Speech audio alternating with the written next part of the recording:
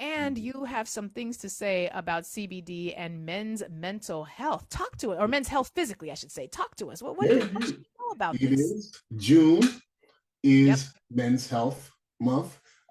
So shouts out for us having a month that we show some love to the men in the world, because Yeah. traditionally it's been like, yo, ain't nobody worried about y'all. So until something is wrong, like completely wrong, then it's like, the car broke down, come fix this. So I Well, think it's people are less concerned about you when you run all the things. So it's like, yeah, you're in charge of patriarchy. Figure it out on your well, own. You control every damn thing else. and that's The an white ones, interesting anyway. thing, because as a brother, we are male, but we ain't running, we are Right. not running things, right? Right. So I said the we white don't, ones, not the black ones, the we white don't ones. get all the patriarchal privileges that everyone else gets, right? So Well, I won't say you don't get all of them. I You did, don't get, you might not get all of them, but you get more than is necessary. well, No one should have patriarchal benefits. more than, let me find out. Let me find out you regulating what we need. I'm just saying. If what you need is detrimental to me, I would suggest you don't need it. Well, That was just how I would see it. I want to give So you a what? shout out.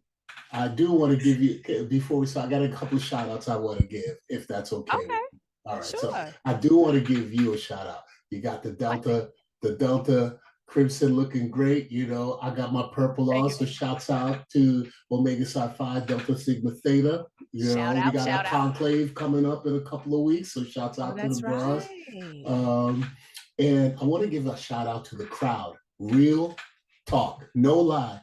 People call the office and I speak to them and they say to me, I'll be in the crowd going wild. Swear to God, no lie at all. And you're Aww. like, I'm in the crowd going wild. I'm like, no way. So it's like a little thing that we got going on that like people. So shouts out to the crowd. And segueing to this topic, shouts out to my boys. I got a crew of my boys that I went to high school with, played football with, and we've been trying to like bind a little closer with each other. And so we just did a fast for our own health. We did a 4-day fast. Wow. So broke it this morning. And we were kind of like, we need to do things for ourselves to get ourselves in better physical and mental health. Because we're kind of getting older, people are getting sick, things are happening in life. So shouts out to my boys from Brooklyn Tech for like being a good supportive crew for me and creating a space for us to talk. I think that's really important for How did us. y'all? Let's sit here for a minute, Dr. Damas. How did y'all do that? Because what we often hear is that men don't talk. We play Yeah. games, grunt, and eat barbecue. Mm-hmm. But how did y'all move out of that very stereotypical and Yeah. incomplete paradigm into one that allowed you to be more in tune with each other from a mental health and emotional health perspective? What were the This steps? actually, during COVID, we all got isolated a few years back, and we started like doing like the text group text, and then we started a little Zoom thing, and then we started an investment club. So we would meet, and we're all over the country. So I'm here in Miami, one in Colorado, one's in Dallas, another one's like in New York. So all over the country, and kind of like all isolated. And we're like, well, let's do something. So we started an investment club, and then that became a way for us to connect monthly, right? So it became like a regular forum. And in that, we started talking about other things that are going on in life. It just became a space like we're joking around talking about finances. And then, someone would ask, like, hey, how's your family? How's your kid? And we started doing that. And then, again, as life goes on, people get ill. We had one of our teammates get sick, unfortunately, had a really bad accident recently, people's parents. And then in that forum, at some point, everyone was like, fellas, we got to take care of each other. Like, there's all this stuff going on. And so there are people within the group that have expertise. I'm a physician, there's another physician in there, there's a fitness expert. And we're like, we have more to offer to each other than just like the money and stuff like that. So that's how we started doing it. And then we were like, we need to do something physically like proactive. And the first idea was like, we're going to do a dry month. So we're gonna like not drink alcohol, and a couple of them was like, absolutely not. We got barbecues, birthdays, and this and that. So we're You got to like, plan that for the right time of year. You can't be going dry in exactly. July. Come on Yeah, now. exactly. So we did the fast. And we were like, sending pictures and updates all day. And I tell you, it was really good for everybody's spirit. There was a lot of love and support, because dudes had like headaches and stuff like that, because you're not eating. So it was good. And then to do it together was a really good thing. And then having a safe space that we created for ourselves where you can talk about these kind of things, health issues, issues with your kids, personal issues. Yes. So that's been really helpful in my life. Yeah. And I think it's been, and from the feedback that we've gotten in the calls and everything, it's been helpful, for everyone else. So, I would say to all the men out there, and you just made a great point, to not isolate yourselves and not be so stoic, because it does make it difficult for others to approach you and to kind of break down the walls that you've set up, because you're supposed to be kind of like, the stoic, sturdy care provider, kind of like the strong one. And, if you never have a space to express that, it's really not best for you in many, many ways, or the people around you, because they really know what's going on with you and how to best, give you the things that you need. Yeah. This is so important because men, black men in particular, but men in general, tend to sort of sit in those stereotypes that our society very wrongfully forces many men and male identified folks into in ways that can do the exact opposite of everything that you just described in terms of the benefits that you received from engaging in this sort of new pathway for you, the friendships that you have. And I think I'm so grateful that we're in an environment right now where more people can have conversations like this. I Mm-hmm. know just from hearing you say what you just said, there are men in the audience who benefited from that and who are now thinking about how they can perhaps tap into the existing relationships that they already have, or what they might look for in future relationships. By relationships, I mean a friend. I'm talking platonic, not romantic.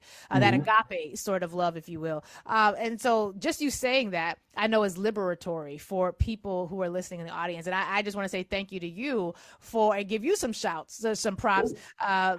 for voicing how you and your black male friend group are really tackling concepts of internal health and overall wellness and well-being with each other. That's beautiful. I love that. What a Father's Day gift that is. That's Yeah, amazing. That's yeah. amazing. And Yeah. speaking of pops, we spoke that my I think I may have known my father had a stroke Wait, Dr. about Damas, is that a creaky chair? There's some that weird. is. You hear it? You hear Can you can my you mic? invest in a better I chair? need to step up. Listen, that's the goal. If you guys can help me, I need either some WD-40 for this chair, or I need a less sensitive microphone because it's Yes, because I'm picking like, who is the old one lady or rocking in two, the corner? There is a creaky chair that is happening. or or our hostess with the mostest is going full mama. I mean, she's like, sit still, young Oh man. no, oh no, Sit, no, sir. I only have two children, and they're both in school. sit your I behind only parent down. two people in this world,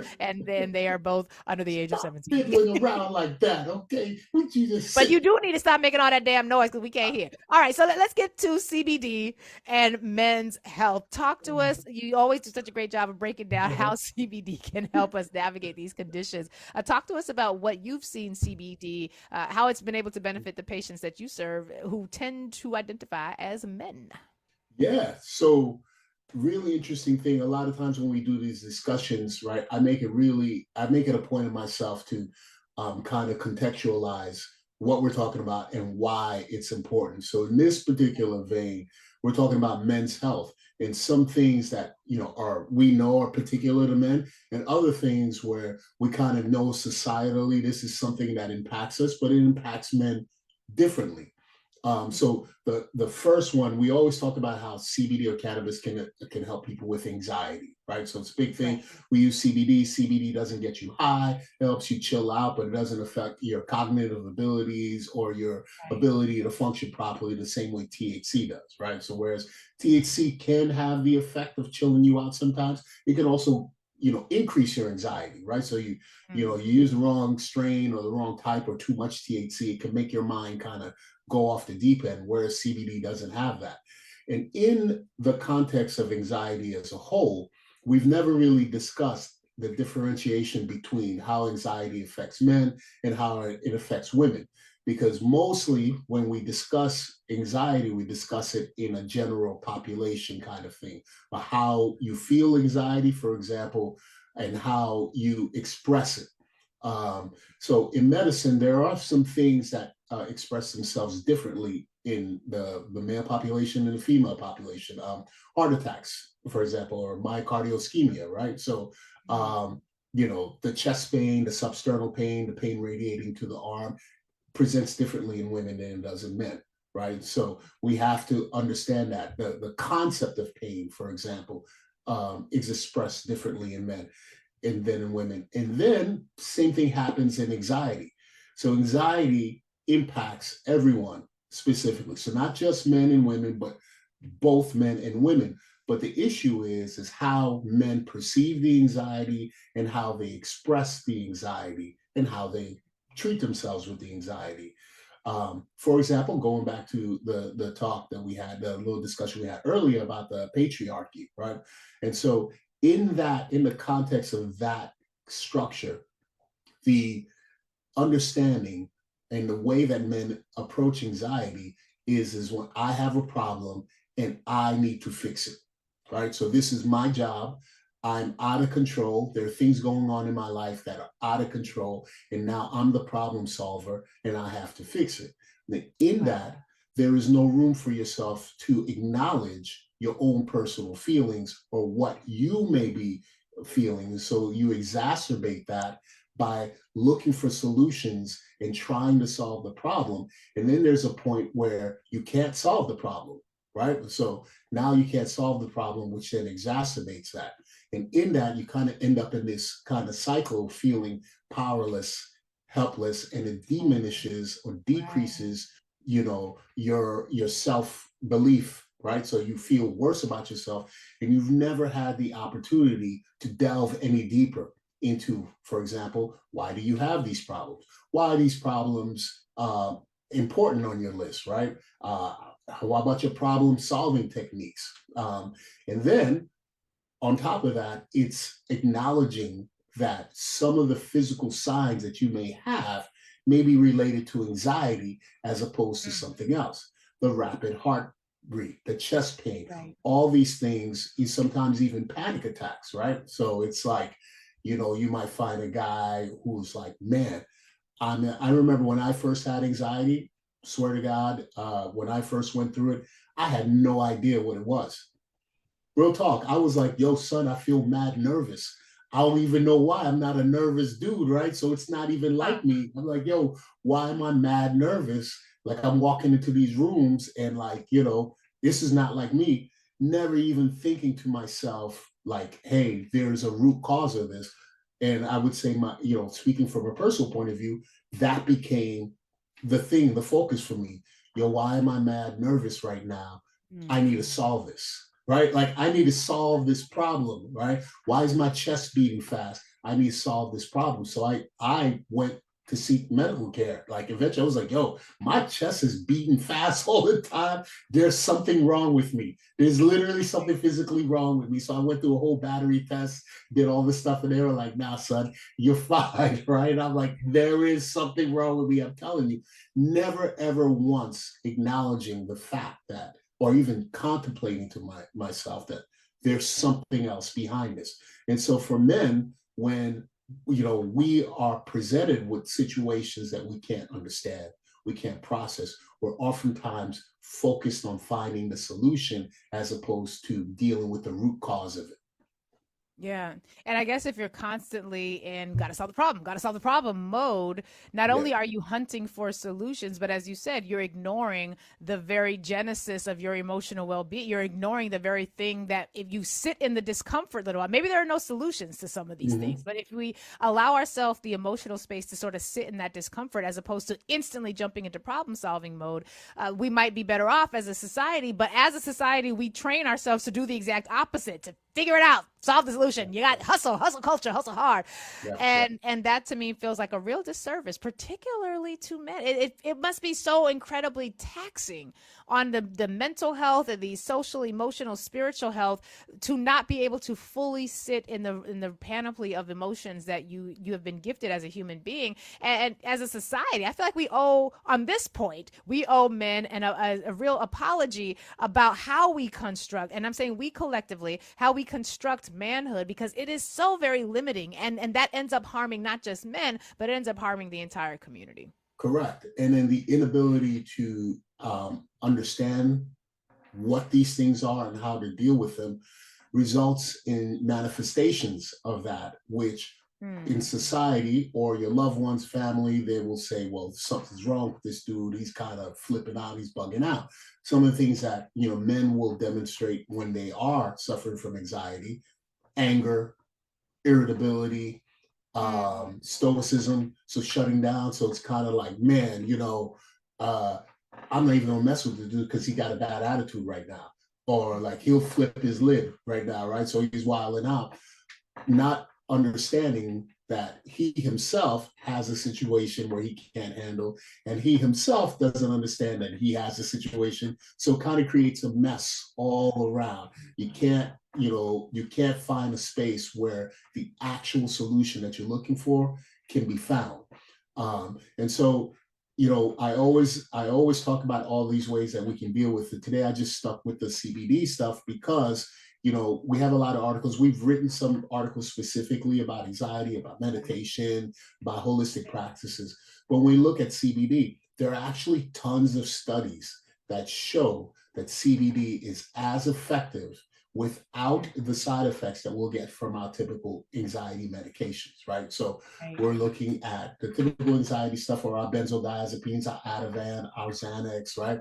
Those have high addictive or misuse potential. If you listen to some of the hip hop nowadays, dudes and people are talking about popping Xannies and things like that. So those are Hip addictive. hop is depressed as hell right now. Like you Hip listen to hop hip is hop and it's is like these young people bugging. are depressed as Yeah. hell right Yeah, now. and I think it's a representation of a society, or a thing that's Yeah. happening to us. I also think there's also, on a side note, the hip hop that's being pushed out to us is kind of like this trauma porn that, the Yep. powers that be, they're like voyeurs or Yeah. purveyors of black suffering, right? So it's like, yeah, Right. these people are doing horrible things and feel real horrible. I'm in the suburbs consuming this. This ain't I'm just watching this from a distance. Right. Whereas for us, it's our reality.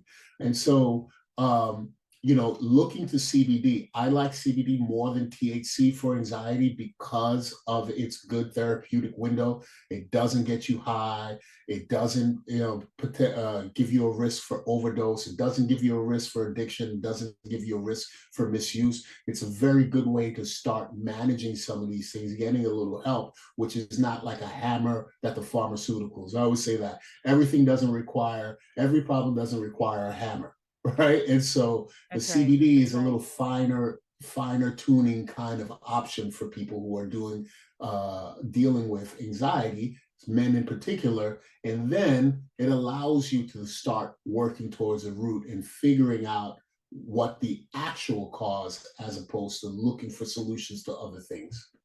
Wow. So when you can take the edge off in a way that's not going to disrupt your ability to think clearly, when you Yeah. can create an internal environment where relaxation is sort of the order of the day, it's Mhm. amazing how much more easily solutions present themselves. That's just me. That's just me. But we've got anxiety, and I'm only rushing on this because I just looked at the clock and I thought we had like another 20 minutes. It's 11:47. Yeah. So look at the clock. So we've got stress and anxiety, sleep disorders is something that you've mentioned, pain management, Yeah. cardiovascular health, health, prostate health. These are all areas where CBD might play some key role. Talk to us about cardiovascular health and prostate health in particular. And we're going to share. We already shared. We are sharing this article that you've put out that goes on into this in more in depth. And I encourage you all to read it. Dr. Damas hyperlinks to studies and other information that you can follow up on. Talk to us about cardiovascular health and prostate health and CBD for Black men in particular. Good. So when it comes to cardiovascular health, we know that heart disease is a big killer of men in general, right? It's a big cause of morbidity and mortality in men altogether. So about 1 out of 3 men are at risk for heart disease. And of course, damn. Yeah. So that's as many Black men is under some form of criminal justice control. Yeah. Jesus. Yep. And then, us brothers, we're at about a 30% higher risk of dying from heart disease than our Caucasian or non-white, non-Hispanic whites, right? So we always talk about this, we're at like high risk for everything. So pretty much if you talk about something where it comes to disease, healthcare, morbidity, we're usually at the higher end of that. And there's a lot of reasons for that. There's economic reasons, there's societal reasons, there are a lot of things that are involved in that. And so interesting thing that we've never discussed when it comes to cardiovascular, the easiest segue to that is what we just talked about, the stress and anxiety. Stress and anxiety are big contributors to cardiovascular health, right? So high levels of stress and anxiety actually put you at higher risk for adverse cardiovascular outcomes, right? Right. So we already know that's not new news, right? We just have to kind of narrow it down to our particular audience, and given the data we already know, that puts us at an even higher risk, right? So it's like the constant release of catecholamines, which are the endorphins that kind of like get your heart racing. It's like you're always in the fight or flight mode. That is really bad for your cardiovascular health, right? So again, just chilling But we out. got Black men who live in a state of fight or flight. Depending on where you live, they might live in a state of fight or flight for significant portions of their lives, navigating, the terrors of being a young Black man, not the terrors of being a young Black man, the terrors that young Black men have to face, dealing with racism from the time that they no longer are cute little second graders until the time that they take their last breath on earth. If you're saying that very state of being is what is contributing to some of these negative medicinal outcomes, my God, Dr. Damas, Jiminy, Christmas on a cracker. We got a lot of so there's that, and there's another phenomenon that happens within that, to go a little deeper. So we know that we have decreased access to preventative care, decreased access to good health care that is appropriate for our socioeconomic state, our mores and norms, right? And then some of the medications. So one of the primary reasons of people not actually sticking to their medication regimens is the side effects of medications. And one of the primary things is erectile dysfunction, right? So sexual dysfunction. I'm taking these medications. This guy gave me some medications. I feel tired all the time. I don't feel great. And I'm not doing this thing that I really enjoy. I'm not being intimate. So you have a lot of non-compliance with medications because of side effects of that. And so when you look at that, every little bit that decreases the overall morbidity of the disease helps us out. And so it helps, the CBD will help us out in that way because we're chilled out. Basically, you're chilling out, right? It helps your heart out if you're chilling out. The second thing is CBD and cannabinoids are vasodilators. So vasodilators mean that they expand, they're mild vasodilators. So they expand your blood vessels a little bit, right? They're not blood pressure medications. They don't have that kind of power, but they can, for example, I've had a bunch of patients who've been on blood pressure medications or multiple blood pressure medications because, that is the course of the disease. We start you with one medication and then you come back, it's not managing. We either increase that or add 2 or 3 more to it. Before you know it, you're like on 3 different medications for your blood pressure. But I've had a number of patients, and there's research that supports this, that people who start using cannabinoids actually start decreasing their blood pressure Wow. medications, and some actually Wow. eliminate one or two. So I've had patients who, for example, were on two medications, and then they're like, hey, you know what's happened to me? I'm only on one now. And there's two Mm. reasons for that. A, the decrease in these other things like the stress, the anxiety, the lack of sleep, that makes a big difference as well. And it's a mild vasodilator. So one thing I would warn people, if you are using a lot of blood pressure medications and you start using cannabinoids, you are at risk for something called orthostatic hypotension, which means when you change positions rapidly from laying down or sitting and you stand up quickly, you can feel a little kind of dizzy. That happens in blood pressure medications anyway, but it can happen and exacerbate with cannabinoids. So that's like a little word of caution, but it actually is beneficial overall. Conversely, if you're using high levels of THC, there are cannabinoid receptors in your heart. So sometimes people who like smoke too much weed or take too much of an edible, they like, oh, I think I'm having a heart attack. And they run to the hospital, right? And so that doesn't happen in THC and CBD use. It happens more in THC. And we can talk about that at another time. Yeah. Dr. Damas, we might have to make this a two-part conversation. I know you'll be back before the end of the month of June, but I want to be able to get calls on. I know that men's mental health is such a significant issue. Black men's mental health, a really significant issue, and I want to continue to have some more time. I'd like to do even intentionally set up some call-in time just for the brothers when you come Yeah. on next Hook time, a and we brother can maybe up. Hook take the their brothers questions. up. We're gonna hook the brothers up.